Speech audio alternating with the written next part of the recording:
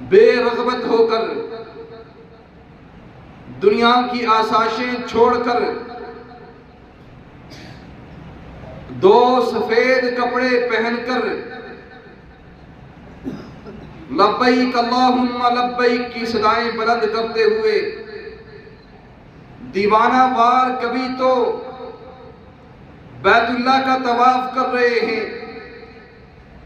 कभी सफा मरवा की साई है, कभी मुकामे इब्राहीम है, कभी मिना है, मुज़दलिफ़ा है, अराफात है। शैतान को कंकरियां मारनी है, खुले मैदान के अंदर नमाजों को गट्ठे पढ़ना है। ये आशिकाना इबादत है।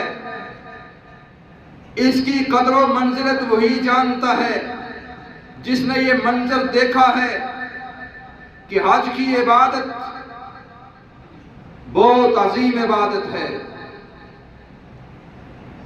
और ऐसे ही जो हज के लिए नहीं जा सकते, उनके लिए, साहिब माल लोगों के लिए कुर्बानी है।